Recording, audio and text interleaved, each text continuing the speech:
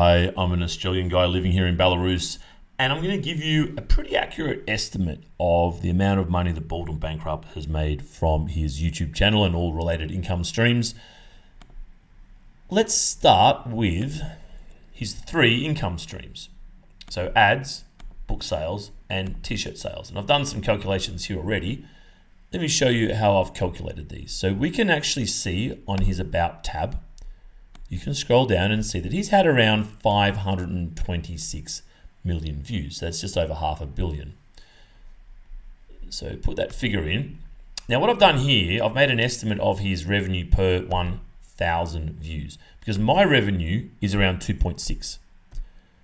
And this is a good estimate for him because he would have a similar subscriber base, similar in terms of the countries that they tune in from, because this dictates how much money you make per view. Of course, ads screening in America will cost companies more, and therefore the revenue creators or content creators receive more versus, say, I don't know, Cambodia, for example. So we would have a similar subscriber base in terms of origin of views, except Bald's videos are much longer than mine. So they're roughly 3 times longer than mine. So I'm just going to put 7.8 here. Now, of course, he probably won't have triple the ads that I do, but he will have better audience retention, which kind of balances up. So I'm going to leave $7.8 per 1,000 views. By 1,000 views, we get almost 1 cent per view, which then dividing revenue by revenue per view, we get 4.1 million US dollars ad revenue received. Now, I would say, this isn't perfect obviously, but I would say between about 2.5 and 5 million would be the range, realistic range of what is received. We can leave it at 4.1. Now, of course, you have to consider taxation, but being a digital nomad, being someone who can be flexible with where they're paying taxes, this means that you're probably not going to pay a huge amount of tax. So fortunately for him, he's been able to pocket most of this. Let's go to book sales. This is an interesting one. So when you go back to his channel, you can kind of see his, sorry, the screen's cut off a little bit, but there's a link for my book and for t-shirts. So let me just open the my book option. So he's written this book and it costs around $8 and he's got about 837 ratings. So what I have looked up is what proportion of people that buy rate. And it turns out around 2.5% of people. So let's type in some key data here. So we've got 8.05. That's the price per book. Now the royalty options for the sellers is quite complicated, but I'm just going to put it at 50% received. So he receives about per book sale, something like this. It's probably a little bit more, but let's be conservative. So around $4 per book. Good. Now he has had, was it 837 views? Yeah, 837 ratings.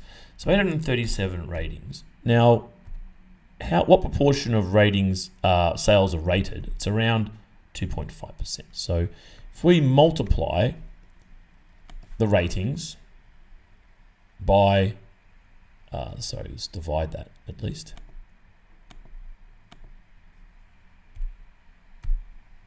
Divide by this, we see that we've got around 33,000 book sales. So if we then multiply this by $4, he's made around 137,000. Now this is pretty rough and ready stuff, right? But it gives you a ballpark estimate as to what he's sold. Now, the t-shirts, look, I'm a bit dubious about the success of the t-shirt stuff. See, when you're in a position of like Bald and Bankrupt, you've got so many subscribers. Like you're just trying to think, how the hell can I make money out of this, right? So he's done the book thing. That's worked pretty well by the looks of it. Now the t-shirt thing, I'm not even sure how to estimate this because, just waiting for the page to load up here. When you try and estimate this, you need some kind of sense of sales, and I don't really have one. But all I have is a sense of is he's only got 4 items for sale here. Yep. Now, if this was successful, it's pretty obvious that he would have made more items. So I'm just going to leave this at 0 for now. I'm just going to leave it at 0. So essentially, we're estimating that Bald has made about $4.23 million. one more thing that I want to consider, and that's that Bald's channel was primarily based in India in the first period of time. So that means that the ad revenue he received is probably a little bit lower because he would have had a significant Indian audience back then as well. So I'm going to lower the bottom range of the probable income received to about 2 million. So I think 2 to 5 million gives us a 95% chance of nailing it. I know it's a wide range, but it does give you a good ballpark figure. But I reckon 4 million is pretty close. That 4.2, whatever it is. This is a pretty reasonable estimate in my mind. And yeah, definitely 2 to 5 million is 95, 98% certain of hitting the nail on the head there. So good for him. It's a tough gig, YouTube. And as I say, a lot of YouTubers who have 1 or 200,000 subscribers don't have the loyalty that he has and might only get 10 or 20,000 views and really don't make much. They might even struggle to make $100,000 over the course of many years. So it's a tough gig, so he's done really well. If you enjoyed this content, if you enjoyed this video, can you hit the like button, please? Firstly, it helps me. Second of all, it tells me what kind of content that you want more of in the future. Also, if you are a subscriber to this channel, I do thank you. I do appreciate it. And secondly, if you're not, why aren't you? There's a big, red, juicy subscribe button right there. Just put your finger on it and you're subscribed to my channel and all of your problems will magically melt away. Welcome to a little bit of B-roll footage. I'm currently, I don't know what this park is called. I really struggle to pronounce it because it's mainly written in Belarusian, not Russian. But it's Metro Stop 119 on the blue line. Park Ch something with 4 syllables. And I'm just going to, I've just done some B-roll inside and there's more B-roll now. I'm going to go down to the metro station here. And I'm going to go on the metro. I'm going to go to Dana Mall. Let's do a couple of laps of Dana Mall for you. There's 3 levels there. I'll walk through the 3 levels. And you can see this is one of the kind of the more upmarket, I think one of the newer and upmarket malls here in Minsk. There's not that many malls here, but the malls are getting built quite quickly as the city expands and more metro stops are built and more apartments are built. But of course, the shops and shopping centres that go along with the needs of young Minskians.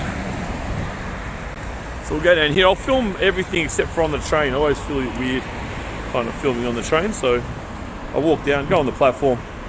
As I get on the train, I'll press stop. And then I get off the train, I'll press start again and I'll film up on the other side, up into Dana Mall. I'll do a lap. As I said, there's 3 levels of Dana Mall. I'll do a lap on each level of Dana Mall. And then that'll probably be enough, I reckon. What time we do that? It'll probably be another 15, 20 minutes, maybe more actually. So we've got the red there telling us that that's the exit.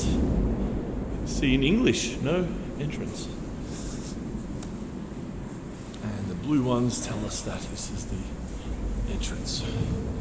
Let's go in here. Probably hear the train in the background. I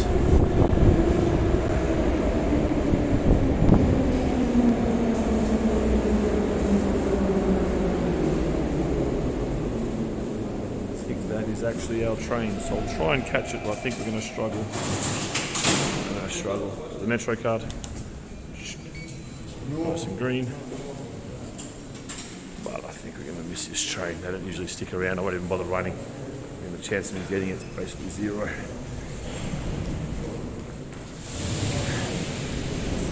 So how this works, if you've never been here before, so that's the metro line, and the the yellow is obviously the station we're at. So you know that if you want to go this way, you get on that platform. If you want to go that way, you get on that platform. So here we want to go to Station 122, where Dana Mall is. So we'll go on this side.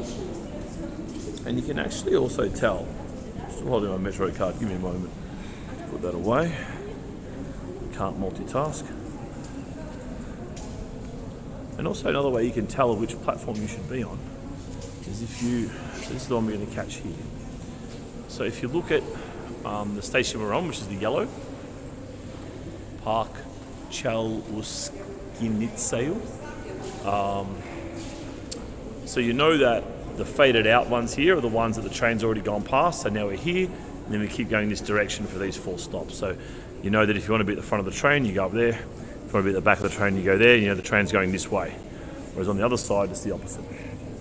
So these ones are faded out here, because they've already been there, and the train's going that way. If you want to be at the front of the train, you're there. So it's kind of easy to navigate around here. I like these little things that just help getting around the city. There's all the stops there. So if you're in the city centre, you'll probably be near Ploshka Lenina. This is the kind of, I would say, the most central stop, right in the middle. The train coming now, I'll just film it for you. It's going to get very loud, but I'll just keep filming.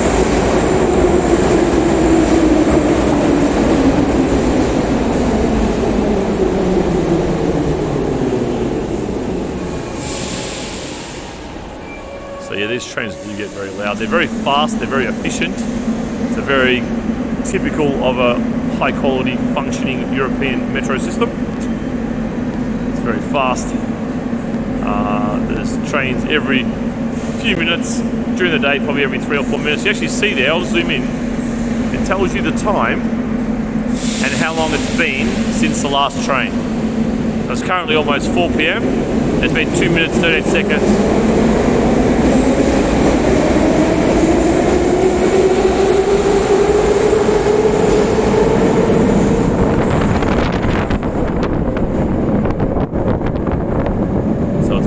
Yeah, 2 minutes since the last train. So I'm not sure how the trains are timetabled, but I'm going to take a guess and say that in the middle of the day, every 4 minutes or something. So you kind of know that the next one's coming fairly soon, 2 minutes 40. In fact, I might be able to hear the one coming already. So it might be every 3 minutes. And in the darkest of night time, you hear there comes one now, so it's every 3 minutes probably this time of day. And I'll jump on and I'll turn the camera off.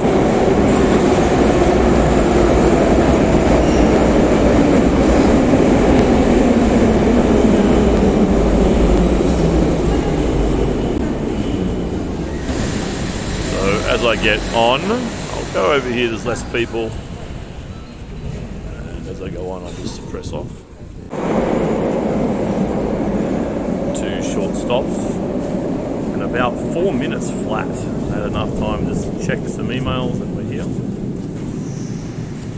So it's another typical platform here. And we'll exit out to Dana Mall, which is kind of in the northern suburbs. It's quite an affluent area. I think the apartments behind Dana Mall are quite high quality, modern.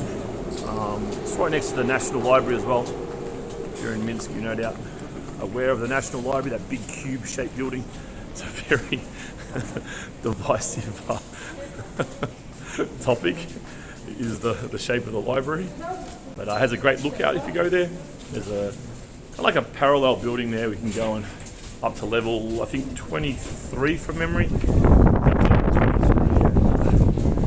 Look out across Minsk. I really recommend you do that, by the way. It's easy to get stuck in a bit of a bubble wherever you live in Minsk, or probably any city for that matter. But actually what I'll do is, I'm pretty sure to the right here is the National Library. So I'll quickly show you the building. I reckon we might be able to see it from here. And then I'll do a U-turn and go back into Dana Mall. See if we can see it. I reckon we can. Yeah, there it is.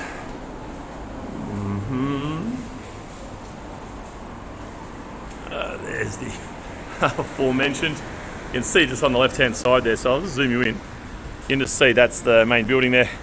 And that's the one you go up for the lookout, and you go right on the very top there of the building. Sorry, I know that the camera focuses on my finger, not the building. So that's really cool. I recommend you do that.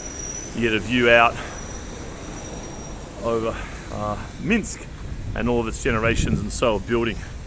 There's the Politensi.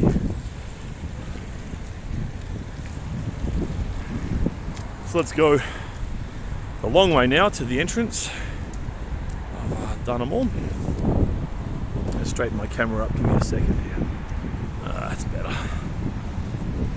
Yeah. All right. So we'll go left here. we'll go in the central entrance. The other ones, I don't know what happened, man. They stopped opening these other doors here near the grocery store for some reason. There's Nail, Portugal.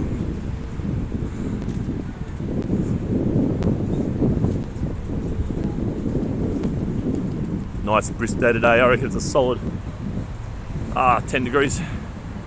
It's actually quite comfortable, but yeah, the ominous skies, right? Look at that, grey as. You can see a bit of the, quite a lot of these older buildings have some kind of art on them. Very common. And look, yeah, some of these older buildings can be a bit drab, man, let's be honest, right? So you see this a bit, which is outside the centre. The centre is just kind of the lower rise Stalin apartments. Only 4 or 5 levels, often quite majestic to look at, whereas out here it's more of the working class kind of stuff. Well, in saying that, as I said, Dunham's quite a wealthy, well, it's in quite a wealthy region. On the other side, here on this side, there's a lot of modern, new apartment blocks.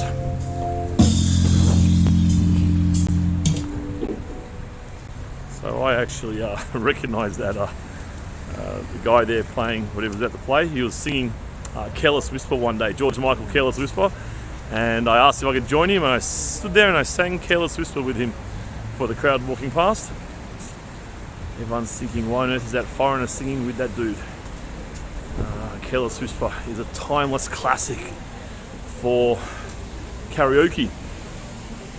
Alright, so this is Dunham Mall. This is level 1, it's 3 levels. First 2 levels are just shops, and then the top level is kind of mainly food. So let's take a lefty here. Give a bit of a look up first. The natural light there. Alright, let's go for a stroll. As I say, I'll do a lap of each level. Probably take 10 minutes. I'll talk you through some of the shops. Have a look at the crowd. So here, obviously, the marriage shop, the jewellery shop, and a few of these next door, same kind of deal.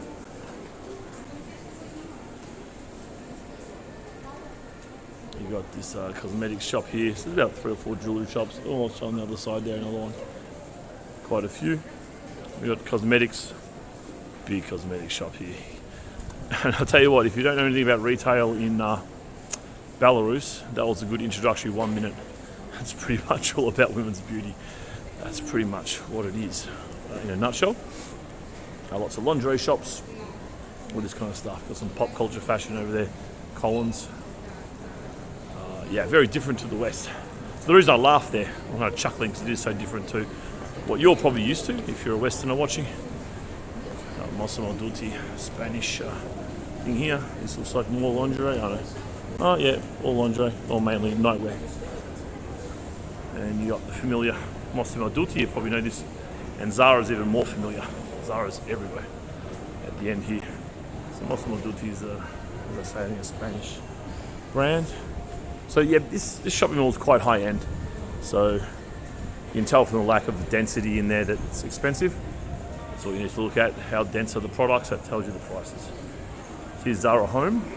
Let's do a U, take a sharp left here. Zara Home. And I can tell you what, I can smell the fragrance coming out of there, and it's intoxicating. Well, I think there's a nail barn around here. Must be the next level up. And of course, Zara. It's kind of everywhere, known for good styling. Not overly good quality, but good styling. I've heard it being described as like a designer ripoff, which makes it sound shit, but it's probably not a bad idea. It has good designs, but not super good quality, but not bad quality either. You know, it's kind of mid-range quality, but yeah, trying to give that really pimped up designer look. Let's make our way back towards the other end. The other end, there's a massive shopping centre. I won't go in there, but I'll give you just a little bit of footage from the outside. The shopping centres here that are in, the supermarkets here, should I say, the supermarkets that are here in the shopping centres are just huge, really. I mean, they're up with the best American supermarkets. Australia has pretty shitty supermarkets. Coles and Woolworths are pretty weak in terms of their offer. It's not a very competitive market. It's got essentially a duopoly But in Belarus, geez, these supermarkets are like, as I say, some of the best American supermarkets. So you've got kind of Collins and Mango in normal kind of pop fashion, what do you call it, fast fashion kind of stuff. Again, more jewellery, watches, etc.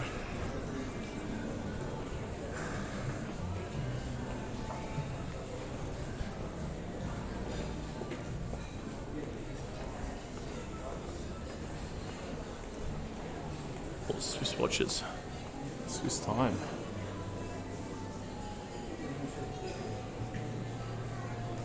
Fragrance. Deep Brains, we know what this is. Deep Brains skill box. It's like online courses. Russian one. Cafe, everyone's kind of chilling at. Tveri, this is a very common chain here. Tveri.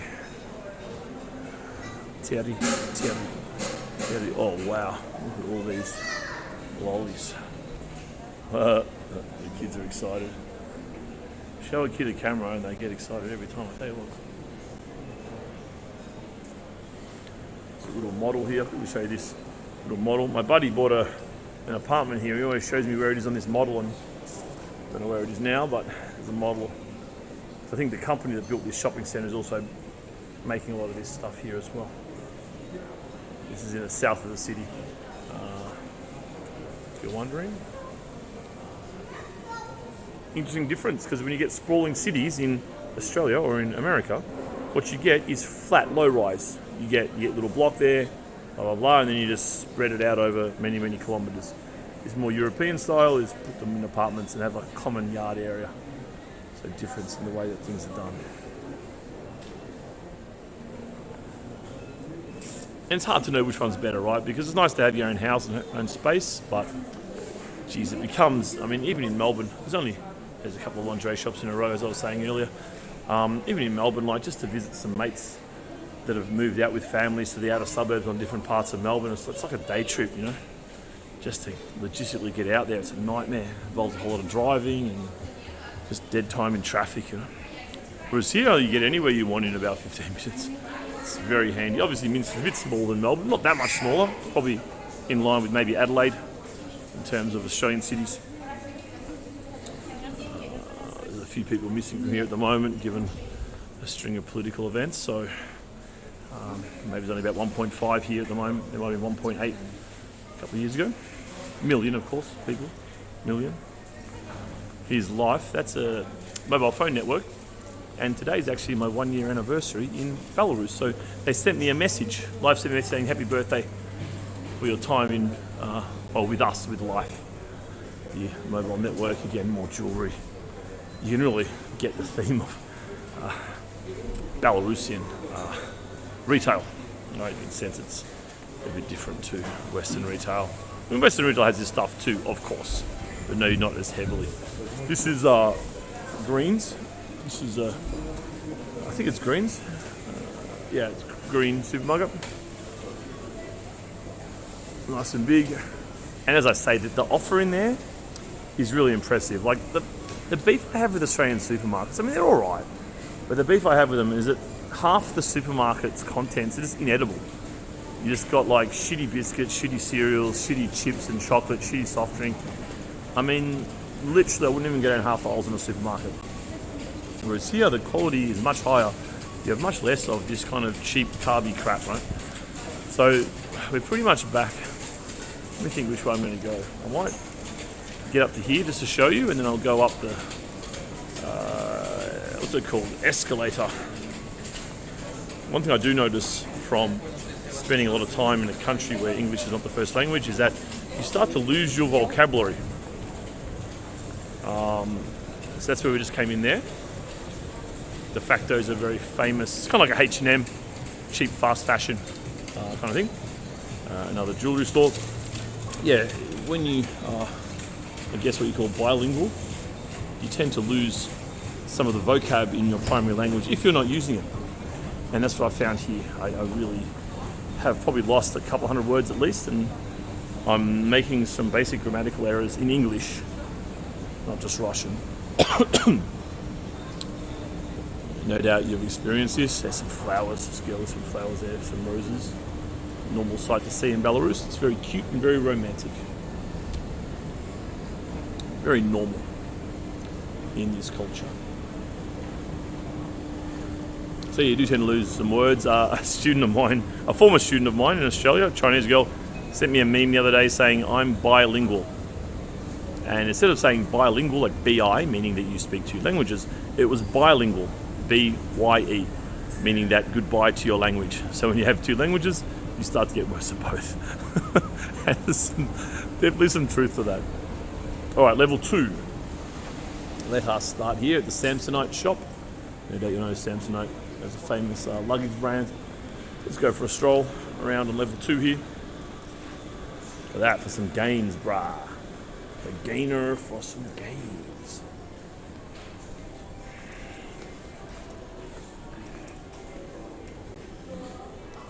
So this is very typical. You'll have like a foot terror. I'm going to guess and say that's either Russian or Belarusian brand. But inside, you'll have genuine Nikes, genuine Adidas, this kind of stuff. Although there you go, New Balance store.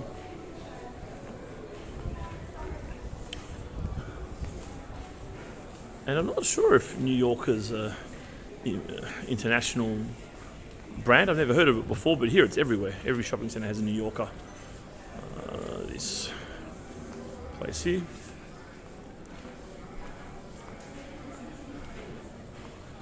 And Sportsmaster. This is a sporting goods and apparel shop. Big box format. Got a fishing store here too, by the way.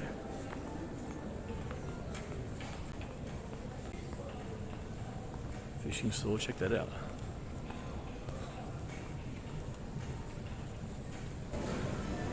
What you do get when you're walking around speaking English is people kind of look at you. It's like, that's a foreigner. And even though I am pure European, 1/8 Slavic, 1/8 Serbian of all things, and the rest kind of sprinkled around Europe, even though I'm kind of a paler complexion like them, they can all pick straight away that I'm not one of them, because they just don't get that much foreign blood here. So it's really obvious just by looking at me that I'm not Belarusian. What I might do is not even walk up there because it's only a couple more shops. So I'll take the opportunity to go up here, and this will get us up to the top level. That's where the food is. There's also a cinema here. So as I say, just the same format as the rest of the world. Food at the top. After you've done a whole lot of shopping, walked up everywhere. I might even get some food actually. Haven't eaten here for a while. There's a really good mulletong here. And you don't get a lot of Chinese food. You get a bit. There's a few of them kicking around, but the mulletong here is really nice. It's got quite a good flavour. So I'll just show you the cinemas down the end here. All the usual pre-cinema stores selling confectionery. Oh, here's like a hobby store. It's called Hobby Park if you can't read Russian. You've got all the little remote control cars, this kind of stuff. Some of the sugar for the cinemas. Get some sugar, India. There's the cinemas at the end there. I'll go to the end just to show you, but yeah, just a cinema essentially. A bit of a kids. One thing you do see a lot in shopping centres are these kind of kids parks things.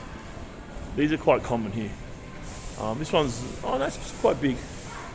Not super big, but especially in regional areas, you really see this.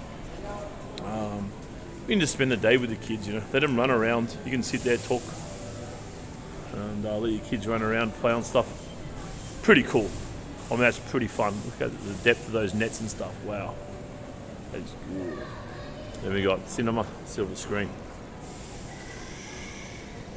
And let's go back to the food court. There's quite a few restaurants. In fact, if you've seen my video, now I do realise that I'm pumping out a lot of content. And I do realise that even if you're a hardcore fan of my channel, you wouldn't have seen every video. But I do have a video which is entitled something like Australian tries Belarusian food, or tries Draniki in Belarusian restaurant, something like this. And it was actually filmed in the Vasilki. So Vasilki is a Belarusian cuisine restaurant. And there's one just up here. there's quite a few of them around. There's one on this level. So we'll go through the food court here. And then there's about 5 restaurants or so in a row. So let's, I'll just slide around here.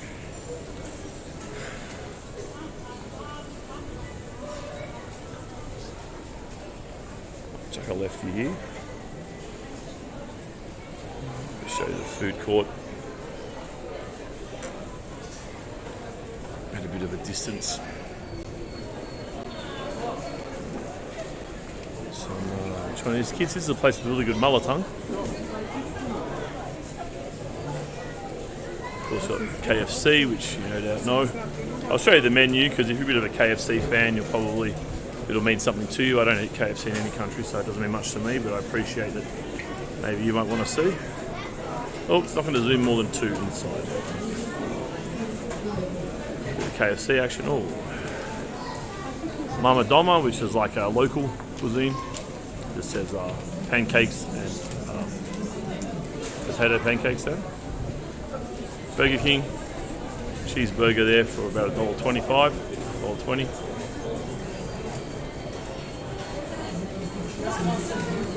Dodo Pizza, this is a Russian pizza chain. Dodo Pizza. And Kinza Doner, this is a doner kebab chain. And Texas chicken. No idea, obviously fried chicken of some sort.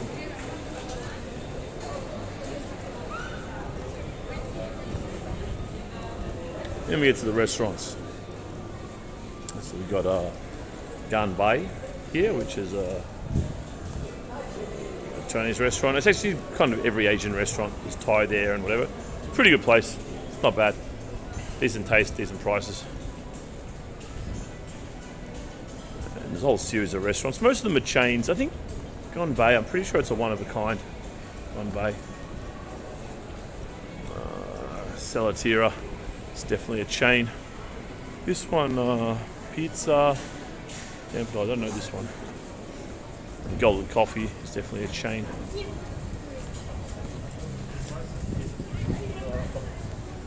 And Hinkali is obviously a chain as well, Georgian food. Oh, they have the buy one, get 2 free today. I might go and I'll take us some Hinkali actually. I think it's before 5 o'clock. I think that's more what I'm going to eat. I might even take you in with me if you like. So it turns out that I just came to this restaurant in Kali. So this is a Hichapuri, as I'm sure you're quite familiar with. So it's got the egg yolk there with a couple of different kinds of cheese. There's a cheese around there. There's another cheese kind of inside there as well. I'll cut it up a little bit so you can see. Just cut it in half there. You can see the cheese inside. So it's really calorie max. Yeah, taste and calorie max. Go hard or go home. This is kind of classic Georgian food. I'm sure a lot of you guys that are watching this have been to Georgia. It's kind of a digital nomad hub. Well, has been for a few years now, I think. Georgia. So this is a classic Georgian food, along with the hinkali about to come up. And here are actual hinkali. So they're pretty big. They're pretty big. Let me put a finger there to give you a bit of a feel of the size there. They're pretty decent size. So how we eat them, if you don't know, this part is just for a handle, right? It serves no other purpose than just to hold it. Now inside, it's kind of like a xiaolong bao. If you know Chinese foods, there's a bit of a parcel of meat and some kind of soup around there as well. So I'm just going to bite it.